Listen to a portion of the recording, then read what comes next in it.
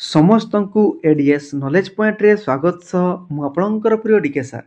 ଦେଖନ୍ତୁ ପିଲାମାନେ, ଆଜି 11/10/2025 ସିବିଟି ମୋଡରେ ହୋଇଥିବା ଆର୍ଆଇ, ଏଆର୍ଆଇ, ଅମିନ୍, ଆଇସିଡିଏସ୍, ଏସ୍ଏଫ୍ଏସ୍ର ଥାର୍ଡ ସିଫ୍ଟର କ୍ୱେଶ୍ଚନ୍ ଆନ୍ସରକୁ ଆମେ ଆନାଲିସିସ୍ କରିବା। ଆନାଲିସିସ୍ କରିବା ପୂର୍ବରୁ ଯେଉଁମାନେ ନୂଆ କରିକି ଆସିଛନ୍ତି ସେମାନେ ଚ୍ୟାନେଲଟିକୁ ସବସ୍କ୍ରାଇବ୍ କରିବା ସହିତ ବେଲ୍ ଆଇକନ୍ର ଅଲ୍ ନୋଟିଫିକେସନ୍ ଅନ୍ କରିଦେବେ, କାହିଁକି ନା ମୁଁ ପ୍ରତ୍ୟେକ ଦିନ ଏଇ ଟାଇପ୍ର ସିଫ୍ଟ ୱାଇଜ୍ କ୍ୱେଶ୍ଚନ୍ ଆନ୍ସରକୁ ଆନାଲିସିସ୍ କରିଥାଏ, ଯାହାଫଳରେ ଭିଡ଼ିଓ ଛାଡ଼ୁ ଛାଡ଼ୁ ସିଧାସଳଖ ଆପଣମାନଙ୍କର ମୋବାଇଲକୁ ନୋଟିଫିକେସନ୍ଟିଏ ଚାଲିଯିବ ପିଲାମାନେ, ବୁଝିଗଲା। ଆଉ ଆପଣମାନେ ସାଙ୍ଗେ ସାଙ୍ଗେ ଭିଡ଼ିଓକୁ ଦେଖିବେ, ନୋଟ୍ କରିବେ ଆଉ ପ୍ରାକ୍ଟିସ୍ କରିବେ, ବୁଝିପାରିଲେ? କିଛି ଅସୁବିଧା ନାହିଁ, ଡରିବାର କିଛି ନାହିଁ ପିଲାମାନେ। ଚାଲନ୍ତୁ ବିଳମ୍ବ ନ କରି ଆରମ୍ଭ କରିବା। ଓକେ, ଆସନ୍ତୁ ଆପଣମାନଙ୍କ ପାଇଁ ନମ୍ବର 1 କ୍ୱେଶ୍ଚନ୍ କ'ଣ ରହିଛି? Which river flows parallel to Indus for 400 kilometre? ବହୁତ ଇମ୍ପୋର୍ଟାଣ୍ଟ କ୍ୱେଶ୍ଚନ୍ ପିଲାମାନେ। କେଉଁ ନଦୀଟିଏ ସିନ୍ଧୁ ନଦୀର ପାରାଲାଲ ମାନେ ତା ସହିତ ସମାନ୍ତର ହେଇକିରି ନଦୀଟିଏ ପ୍ରବାହିତ ହୋଇଥିବ, କେତେ ନା 400 କିଲୋମିଟର ପ୍ରବାହିତ ହୋଇଥିବ, ସେଇ ନଦୀଟିର ନାମ କ'ଣ ବୋଲି ପଚାରିଥିଲା।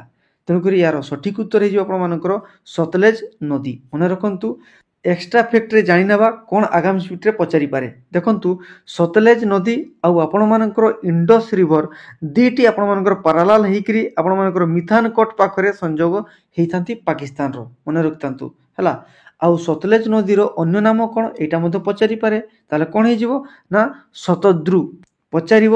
ସତଲେଜ ନଦୀ କେଉଁ ଜାଗାରୁ ଉତ୍ପତ୍ତି ହେଇଛି ନା ରାକାଶ ଲେକ୍, ମନେ ରଖିବେ, ତିବ୍ବତରୁ, ଯେଉଁ ଲେକ୍କୁ ଲାଗିକିରି ମାନସର ଲେକ୍ ମଧ୍ୟ ରହିଛି ଏବଂ ସେଇ ମାନସରୋବର ଲେକ୍ ପାଖରୁ ଆମର ଇଣ୍ଡସ୍ ନଦୀଟିଏ ଉତ୍ପତ୍ତି ହେଇଛି। ବୁଝିଗଲେ ନା ପିଲାମାନେ? ପୁରା କ୍ଲିଅର। ଚାଲନ୍ତୁ ପରବର୍ତ୍ତୀ ପ୍ରଶ୍ନକୁ ଯିବା। Number 2, when did Donald Trump become president? ତାମାନେ ଡୋନାଲ୍ଡ ଟ୍ରମ୍ପ କେବେ ରାଷ୍ଟ୍ରପତି ହେଇଥିଲେ ବୋଲିକିରି ପଚାରିଛି। ଯେହେତୁ ଆମ ପାଖରେ ଅପସନ୍ ନାହିଁ, ତେଣୁକରି ଆମେ କ'ଣ କରିବା ନା ପୁରା ଡିଟେଲ ଆଲୋଚନା କରିବା, ଡିଟେଲ ଜାଣିକିରି ଯିବା, କାହିଁକି ନା ନେକ୍ସଟ ସିଫ୍ଟରେ ତା ଭିତରୁ ନିଶ୍ଚୟ ଆସିବ। କ'ଣ ଅଛି ଦେଖନ୍ତୁ ନା ଡୋନାଲ୍ଡ ଟ୍ରମ୍ପ ଆପଣମାନଙ୍କର 2 ଥର ରାଷ୍ଟ୍ରପତି ହେଇଛନ୍ତି। ଆଉ ଆମେରିକାର ସମ୍ବିଧାନରେ ଅଛି ଆମେରିକାରେ କେବଳ ମ୍ୟାକ୍ସିମମ୍ 2 ଥର ଆପଣମାନେ ରାଷ୍ଟ୍ରପତି ହେଇପାରିବେ। ତେଣୁକରି ପ୍ରଥମ ଥର ପାଇଁ ଡୋନାଲ୍ଡ ଟ୍ରମ୍ପ 45ତମ ରାଷ୍ଟ୍ରପତି। 20 ଜାନୁଆରୀ 2017ରୁ ଫାର୍ଷ୍ଟ ଟର୍ମ ଆରମ୍ଭ ହେଇଥିଲା। ସେକେଣ୍ଡ ଟର୍ମ ତାଙ୍କର 47ତମ ରାଷ୍ଟ୍ରପତି, ଯିଏକି ଜାନୁଆରୀ 20, 2025 ଠାରୁ ଆରମ୍ଭ, ମନେ ରଖିବେ। ତେଣୁକରି କେଉଁ ଅପସନ୍ଟି ଆପଣମାନଙ୍କର ଥିବ, ଯେଉଁମାନେ ଏଇ ସିଫ୍ଟରେ ଏକ୍ଜାମ୍ ଦେଇଥିବେ ସେମାନେ କମେଣ୍ଟ ବକ୍ସରେ ନିଶ୍ଚୟ ମେନସନ୍ କରିବେ। ବୁଝିଗଲେ? ଆଉ ମନେ ରଖନ୍ତୁ 46th ପ୍ରେସିଡେଣ୍ଟ ହେଉଛନ୍ତି ଜୋ ବାଇଡେନ୍, ୟାକୁ ମଧ୍ୟ ମନେ ରଖିବେ ହେଲା। Next number 3, which currency is not used Bai IMF? ବହୁତ ଇମ୍ପୋର୍ଟାଣ୍ଟ କ୍ୱେଶ୍ଚନ୍ସ ପିଲାମାନେ। ପ୍ରଥମେ ଜାଣିବା IMF କ'ଣ। IMF ହେଉଛି ଆପଣମାନଙ୍କର ଇଣ୍ଟରନ୍ୟାସନାଲ ମନିଟାରୀ ଫଣ୍ଡ, ଯେଉଁ ମନିଟାରୀ ଫଣ୍ଡ ଦ୍ୱାରା କି ଆମ ପୃଥିବୀର ବିଭିନ୍ନ ଦେଶମାନଙ୍କୁ ଲୋନ୍ ଆକାରରେ ମନି ପ୍ରୋଭାଇଡ଼ କରିଥାଏ। ବୁଝିଗଲେ? ତାହେଲେ ଦେଖନ୍ତୁ IMFର କେତେ ପ୍ରକାରର କରେନ୍ସିକୁ ୟୁଜ୍ କରିଥାଏ। ଆମେ ଡିଟେଲ ଜାଣିଗଲେ ୟା ଭିତରୁ କେଉଁଟି ନଥିଲା ଆପଣମାନେ ଆଇଡେଣ୍ଟିଫାଇ କରିପାରିବେ। ତାହେଲେ IMFର କରେନ୍ସି କ'ଣ କ'ଣ ଅଛି ନା US ଡଲାର ଅଛି, ୟୁରୋ ଅଛି, ଚାଇନାର ରେନମିନବି ଅଛି, ଜାପାନର ୟେନ୍ ଅଛି, ବ୍ରିଟିଶ ପାଉଣ୍ଡ ଅଛି। ତାହେଲେ ଏଇ 5ଟି ଆପଣମାନଙ୍କର କରେନ୍ସିକୁ ୟୁଜ୍ କରିଥାଏ କିଏ ନା IMF ବା ଇଣ୍ଟରନ୍ୟାସନାଲ ମନିଟାରୀ ଫଣ୍ଡ। ମନେ ରଖିଥାନ୍ତୁ। ଆପଣମାନଙ୍କର କ୍ୱେଶ୍ଚନରେ ଅପସନ୍ କ'ଣ ଦେଇଥିବ ଜାଣିଛନ୍ତି?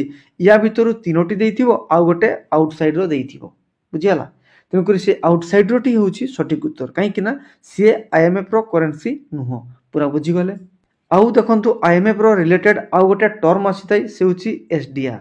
SDR ମାନେ ହେଉଛି ସ୍ପେଶିଆଲ ଡ୍ରଇଂ ରାଇଟ୍, ଯେଉଁଟାକି ୟାର କରେନ୍ସି ନୁହଁ। ଯଦି SDR ଦେଇଥିବ ତାହେଲେ ସେଇଟା ମଧ୍ୟ ଆନ୍ସର ହେଇପାରେ। ବୁଝିପାରିଲେ? ଆଉ ଦେଖନ୍ତୁ SDR ହେଉଛି ୟାର ଗୋଟେ ପ୍ରକାରର ପେପର ଗୋଲ୍ଡ ବା ୟାକୁ ପେପର ଗୋଲ୍ଡ ମଧ୍ୟ କୁହାଯାଏ। SDRକୁ ପ୍ରଥମ ଥର ପାଇଁ 1969 ମସିହାରେ କ'ଣ କରାଗଲା ନା IMF ତାକୁ କ୍ରିଏଟ୍ କରିଥିଲା। ମନେ ରଖନ୍ତୁ। Next number 4, who was elected president in the first session of INC? ପିଲାମାନେ ମନେ ରଖନ୍ତୁ, ମୁଁ ପ୍ରଥମ ସିଫ୍ଟର ଆନାଲିସିସ୍ରୁ କହୁଛି ଇଣ୍ଡିଆନ୍ ନ୍ୟାସନାଲ କଂଗ୍ରେସ ବା INCର ସେସନ୍ ପ୍ରେସିଡେଣ୍ଟ ନିଶ୍ଚୟ ଆସୁଛି। ଦେଖନ୍ତୁ ୟା ପୂର୍ବ ସିଫ୍ଟରେ ମଧ୍ୟ ଆସିଥିଲା, ଏଇ ସିଫ୍ଟରେ ମଧ୍ୟ ଆସିଛି। କ'ଣ କହିଛି ନା ଫାର୍ଷ୍ଟ ସେସନ୍। ଫାର୍ଷ୍ଟ ସେସନ୍ କେବେ ହେଇଥିଲା? 1885 ମସିହା ଡିସେମ୍ବର ମାସ 28ରୁ ଆପଣମାନଙ୍କର 31 ତାରିଖ ମଧ୍ୟରେ ହୋଇଥିଲା। କେଉଁଠି ହେଇଥିଲା ନା ବମ୍ବେରେ ହେଇଥିଲା। ବମ୍ବେର ଆପଣମାନଙ୍କର ଗୋକୁଲ ଦାସ ତେଜପାଲ କଲେଜରେ ପ୍ରଥମ ବୈଠକ ହେଇଥିଲା ଆଉ ସେହି ବୈଠକରେ ଉମେଶ ଚନ୍ଦ୍ର ବାନାର୍ଜୀ ଅଧ୍ୟକ୍ଷତା କରୁଥିଲେ ୟାକୁ ମଧ୍ୟ ମନେ ରଖନ୍ତୁ। ତେଣୁକରି ଏହି କ୍ୱେଶ୍ଚନର ଆପଣମାନଙ୍କର ସଠିକ୍ ଉତ୍ତର ହେଇଯିବ ଉମେଶ ଚନ୍ଦ୍ର ବାନାର୍ଜୀ। ବୁଝିଗଲେ? ପୁରା କ୍ଲିଅର। ଆଉ ଏକ୍ସଟ୍ରା ଫ୍ୟାକ୍ଟ ଜାଣି ରଖନ୍ତୁ ଇଣ୍ଡିଆନ୍ ନ୍ୟାସନାଲ କଂଗ୍ରେସକୁ 1885 ମସିହାରେ ଏ ଓ ହ୍ୟୁମ୍ ମାନେ ଆଲାନ୍ ଅକ୍ଟାଭିଆନ୍ ହ୍ୟୁମ୍ ଜଣେ ବ୍ରିଟିଶ କଲେକ୍ଟର ଥିଲେ। ସେଇ ଏ ଓ ହ୍ୟୁମ୍ ସିଏ କ'ଣ କରିଥିଲେ ନା ଆଇଏନ୍ସି କୁ ଏଷ୍ଟାବ୍ଲିଶ କରିଥିଲେ। ବୁଝିପାରିଲେ ପିଲାମାନେ? ଚାଲନ୍ତୁ ପରବର୍ତ୍ତୀ ପ୍ରଶ୍ନକୁ ଦେଖିବା। ନେକ୍ସଟ ଦେଖିବା number 5 fundamental duties in the Indian constitutions are borrowed from. ତାମାନେ ଭାରତର ସମ୍ବିଧାନରେ ଫଣ୍ଡାମେଣ୍ଟାଲ ଡ୍ୟୁଟିଜ୍ ଅଛି ସେଇଟା କାହା ପାଖରୁ ଅଣାହେଇଛି? ଏହାର ସଠିକ୍ ଉତ୍ତର ହେଇଯିବ ୟୁଏସ୍ଏସ୍ଆର୍। ମନେ ରଖନ୍ତୁ ୟୁଏସ୍ଏସ୍ଆର୍ ପାଖରୁ ଆମେ କ'ଣ କରିଥିଲେ ନା ଫଣ୍ଡାମେଣ୍ଟାଲ ଡ୍ୟୁଟିଜ୍କୁ ଆଣିଥିଲେ। ପିଲାମାନେ ମନେ ରଖନ୍ତୁ ଆମ ଭାରତର କନଷ୍ଟିଟ୍ୟୁସନରେ କେଉଁ କନଷ୍ଟିଟ୍ୟୁସନ୍ସରୁ କ'ଣ ଅଣାହେଇଛି ସେଗୁଡ଼ା ମଧ୍ୟ ଇମ୍ପୋର୍ଟାଣ୍ଟ ପଢ଼ିକି ଯିବେ। ବୁଝିହେଲା? ଏକ୍ସଟ୍ରା ଫ୍ୟାକ୍ଟରେ ଜାଣି ରଖନ୍ତୁ ଆମର ଫଣ୍ଡାମେଣ୍ଟାଲ ଡ୍ୟୁଟିଜ୍ ଆର୍ଟିକଲ 51ରେ ରହିଛି। କେତେ ପାର୍ଟ ଯଦି ପଚାରେ ତାହେଲେ ପାର୍ଟ 4A ୟାକୁ ମଧ୍ୟ ମନେ ରଖିବେ। କାହା ସମୟରେ ହେଇଥିଲା ଏଇଟା? ତାହେଲେ ମନେ ରଖନ୍ତୁ ଇନ୍ଦିରା ଗାନ୍ଧୀ ସେତେବେଳକୁ ଭାରତର କ'ଣ ଥିଲେ ନା ପ୍ରାଇମ୍ ମିନିଷ୍ଟର ଥିଲେ। ସେହି ସମୟରେ ଏହି ଫଣ୍ଡାମେଣ୍ଟାଲ ଡ୍ୟୁଟିଜ୍କୁ ଇନକ୍ଲୁଡ କରାଯାଇଥିଲା ୟାକୁ ମଧ୍ୟ ମନେ ରଖିବେ। ଆଉ ଯଦି ପଚାରେ କେତେ ଆମେଣ୍ଡମେଣ୍ଟ ଆକ୍ଟରେ ତାକୁ ଏଡ୍ କରାଯାଇଥିଲା ତାହେଲେ 42nd ଆମେଣ୍ଡମେଣ୍ଟ ଆକ୍ଟ 1976ରେ ଆମର ଫଣ୍ଡାମେଣ୍ଟାଲ ଡ୍ୟୁଟିଜ୍କୁ ଏଡ୍ କରାଯାଇଥିଲା ୟାକୁ ମଧ୍ୟ ମନେ ରଖିବେ। ବୁଝିଗଲେ? ପୁରା ଡିଟେଲ ଆଲୋଚନା କରିଦେଲି। ୟା ଭିତରୁ ହିଁ ନେକ୍ସଟ ବା ଆଗାମୀ ଡେ କିମ୍ବା ଆଗାମୀ ସିଫ୍ଟରେ ଯେଉଁମାନଙ୍କର ଏକ୍ଜାମ ଥିବ ୟା ଭିତରୁ ହିଁ ଫଣ୍ଡାମେଣ୍ଟାଲ ଡ୍ୟୁଟିଜ୍ର କ୍ୱେଶ୍ଚନ ସବୁ ଆସିବ। ଓକେ। ଦେନ୍ ନମ୍ବର 6 ପ୍ରବାସୀ ଭାରତୀୟ ଦିବସ is celebrated on dash of every year. ପ୍ରତ୍ୟେକ ବର୍ଷ ଆମର ପ୍ରବାସୀ ଭାରତୀୟ ଦିବସ ପାଳନ କରାଯାଏ। ସେଇଟା କେବେ ପାଳନ କରାଯାଏ ବୋଲିକିରି ଆପଣମାନଙ୍କୁ ପଚାରିଥିଲା। ତାହେଲେ ଏହାର ସଠିକ୍ ଉତ୍ତର କ'ଣ ହେଇଯିବ ନା ଜାନୁଆରୀ 9 ତାରିଖ। ମନେ ରଖନ୍ତୁ ପିଲାମାନେ ପ୍ରବାସୀ ଭାରତୀୟ ଦିବସ ତାକୁ NRI ଡେ ମଧ୍ୟ କୁହନ୍ତି। କାହିଁକି ଏହି ଦିବସ ପାଳନ କରାଯାଏ ଆପଣମାନଙ୍କୁ ଜାଣିବା ଦରକାର। କାହିଁକି ନା ଆମ ଭାରତକୁ ପ୍ରଥମ ଥର ପାଇଁ 1915 ମସିହା ଜାନୁଆରୀ ମାସ 9 ତାରିଖରେ ମହାତ୍ମା ଗାନ୍ଧୀ ସାଉଥ ଆଫ୍ରିକା ମାନେ ଦକ୍ଷିଣ ଆଫ୍ରିକାରୁ ଭାରତକୁ ଆସିଥିଲେ। ସେହି ଦିନଟିକୁ ମନେ ରଖିବା ପାଇଁ ଆମେ ପ୍ରତ୍ୟେକ ବର୍ଷ ଜାନୁଆରୀ 9 ତାରିଖକୁ ପ୍ରବାସୀ ଭାରତୀୟ ଦିବସ ପାଳନ କରିଥାଉ ବା NRI ଡେ ପାଳନ କରିଥାଉ। ମନେ ରଖନ୍ତୁ ଏହି ବର୍ଷ 2025 ମସିହାରେ 18ତମ NRI ଡେ ଆମ ଓଡ଼ିଶାର ରାଜଧାନୀ ଭୁବନେଶ୍ୱରରେ କ'ଣ ହେଇଥିଲା ନା ସେଲିବ୍ରେସନ୍ କରାଯାଇଥିଲା। ୟାକୁ ମଧ୍ୟ ମନେ ରଖିବେ ଆଗାମୀ ସିଫ୍ଟରେ ବହୁତ ଇମ୍ପୋର୍ଟାଣ୍ଟ ପଚାରିବ କ'ଣ ନା 18ତମ NRI ଡେ କେଉଁଠି ସେଲିବ୍ରେସନ୍ ହେଇଥିଲା ବା 2025 ମସିହାରେ କେତେତମ NRI ଡେ ପାଳନ ହେଇଥିଲା ନା 18ତମ ପାଳନ ହେଇଥିଲା। କେଉଁଠି ପାଳନ ହେଇଥିଲା? ସାର୍ ଭୁବନେଶ୍ୱରରେ ପାଳନ ହେଇଥିଲା। ବାସ୍ ଏଇ ଟାଇପ୍ର ଆପଣ ମନେ ରଖନ୍ତୁ ହେଲା। ଆଉ କ'ଣ ଆସିପାରେ? ତାର ଥିମ୍ କ'ଣ ଥିଲା ମନେ ରଖିବେ। ତାର ଚିଫ୍ ଗେଷ୍ଟ କିଏ ଥିଲେ ୟାକୁ ମଧ୍ୟ ମନେ ରଖିବେ। ଚିଫ୍ ଗେଷ୍ଟ କିଏ ଥିଲେ ପିଲାମାନେ? ମନେ ରଖନ୍ତୁ ଟ୍ରିନିଡାଡ୍ ଆଣ୍ଡ ଟୋବାଗୋ ଗୋଟେ ଦେଶ ଅଛି। ସେହି ଦେଶର ପ୍ରେସିଡେଣ୍ଟ ଥିଲେ ୟାର କ'ଣ ଥିଲେ ନା ଚିଫ୍ ଗେଷ୍ଟ ଥିଲେ। ସେଇଟା ଆପଣମାନଙ୍କର କ'ଣ ହେଇଥିଲା ଭାର୍ଚୁଆଲ ମିଟିଂରେ ସିଏ କ'ଣ ହେଇଥିଲେ ନା ଚିଫ୍ ଗେଷ୍ଟ ହେଇଥିଲେ। ବୁଝିହେଲା? ଭାର୍ଚୁଆଲ ମିଟିଂ ଦ୍ୱାରା ଏଇଟା ସେଲିବ୍ରେସନ୍ ହେଇଥିଲା। ବୁଝିପାରିଲେ ପିଲାମାନେ? ପୁରା କ୍ଲିଅର। ଚାଲନ୍ତୁ ନେକ୍ସଟ କ୍ୱେଶ୍ଚନ୍ସକୁ ଯିବା। ନେକ୍ସଟ ଦେଖିବା number 7 who is the national security adviser NSA of USA। ମାନେ ୟୁନାଇଟେଡ୍ ଷ୍ଟେଟ୍ ଅଫ୍ ଆମେରିକାର ନ୍ୟାସନାଲ ସିକ୍ୟୁରିଟି ଆଡଭାଇଜର କିଏ ବୋଲିକିରି ପଚାରିଛି।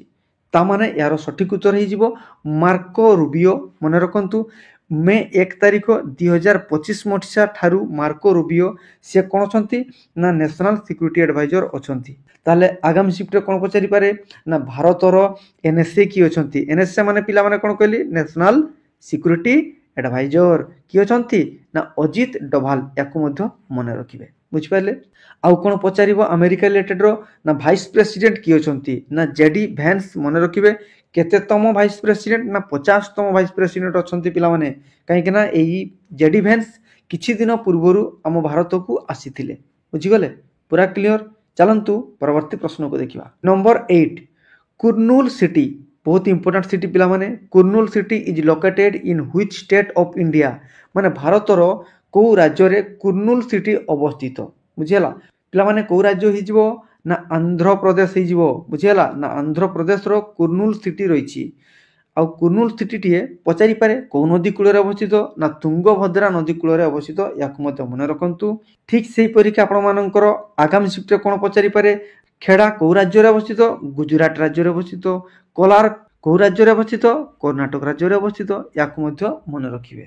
ता सहित आपमनकर बक्सार कौ राज्य अवस्थित बिहार राज्य अवस्थित एगुड़ा मन रखिए कहीं एमाने होचंती हिस्टोरिकल सिटी गुड़ा मन रखा दरकार निश्चय या भितर क्वेश्चन आसीबो okay then number 9 which article of Indian constitution talks about advocate general पिला माने बहुत इंपोर्टेंट एडवोकेट जनरल प्रत्येक राज्य रे रही थांती से एडवोकेट जनरल केते नंबर आर्टिकल रे अछि बोली करी आपण मानकु पचारछि ता माने आर्टिकल रो क्वेश्चंस प्रत्येक शिफ्ट रे आसुछि तेनु करी आर्टिकल गुडा को निश्चय भलो भाबरे पढी कि जिवे बुझियाला पिला माने देखंतु एडवोकेट जनरल हमरो आर्टिकल 165 रे रहिछि आ मन रखंतु एक्स्ट्रा फैक्ट आकार रे जानि रखंतु एडवोकेट जनरल होउछंती हमरो भारतर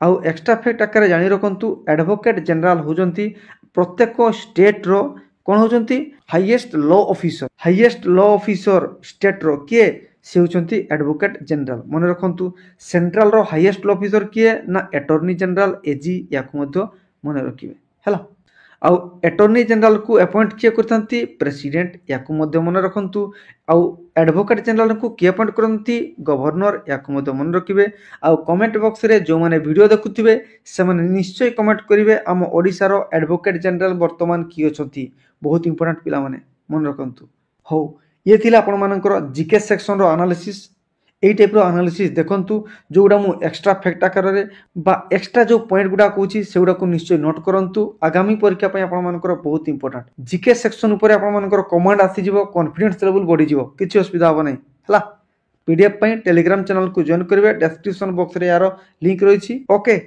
देन ओडिया सेक्शन को जिबा ओडिया रो गोटे रूढी आस्तिला हुंका पिटा माने कोन न बुझी न सुझी कामरे लागि जिबा ए होची हुंका पिटार माने तेणु रूढी प्रत्येक शिफ्ट रे गोटे दिटा आसुची पढी कि जिवे ठीक सेही परीक्षा आपण मानकर प्रतिशब्द आस्तिला कार ना पृथ्वीर प्रतिशब्द कोन हे जिवो अचला अनंता धरणी वसुधा भूमि एगुडा होची पृथ्वीर प्रतिशब्द तेणु करी प्रतिशब्द विपरीत शब्द रूढी अनुच्छेद पिला माने 5टी प्रश्न आस्तिला आ अनुच्छेदटी आपण मानकर प्रवासी भारतीय दिवस रिलेटेड रो आसीथिला तेणु करी अनुच्छेद मध्य प्रैक्टिस करंतु संधि अव्ययर मध्य प्रश्न आसुची तेणु ओडिया सेक्शन बहुत इजी रहउची देन हम देखबा इंग्लिश सेक्शन रे आपण मानकर antonyms synonyms active voice passive voice direct speech indirect speech PQRS रो दुईटी क्वेश्चन आसी पैसेज रे आपण मानकर तीनोटी प्रश्न आसी पिला माने ता सहित सिंगल वर्ड तेणु करी इंग्लिश रो से टॉपिक गुडा को निश्चय कवर करंतु ओके देन मैथमेटिक्स रो आपण मानकर ट्रिगोनोमेट्री प्रत्येक शिफ्ट रे दुईटी क्वेश्चन आसी पिला माने गोटे आपण मानकर हाइट एंड डिस्टेंस रिलेटेड रो प्रश्न आसुची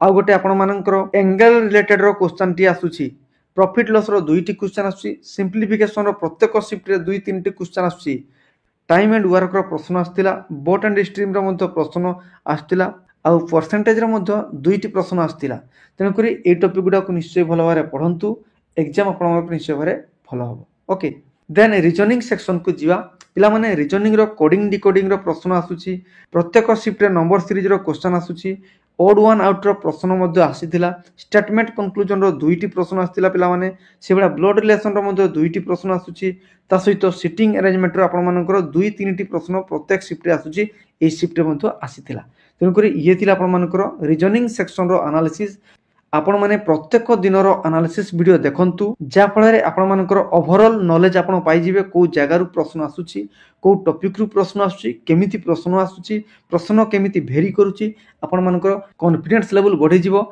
आ एनालिसिस देखिया पई हेले चैनल टी को निश्चय भाबरे सब्सक्राइब करबा सहित बेल आइकन रो ऑल नोटिफिकेशन ऑन कर देबे काहे कि ना वीडियो छाडू छाडू सीधा सड़क आपण मानकर मोबाइल को नोटिफिकेशन टी चली जियो पिला माने आ नोटिफिकेशन टी चली गला माने आपण माने तत्क्षणात मोबाइल रे वीडियो टी को देखिबे देखिला पर नोट करिवे रिवीजन करिवे प्रैक्टिस करिवे आ एग्जाम आपण मानकर हाथ मुठारे रखिबे बुझीगले सांग मानक निकट को मध्य शेयर करिवे वीडियो को लाइक करिवे आ मतामत देवा को जम्मा भूलिबेनी धन्यवाद।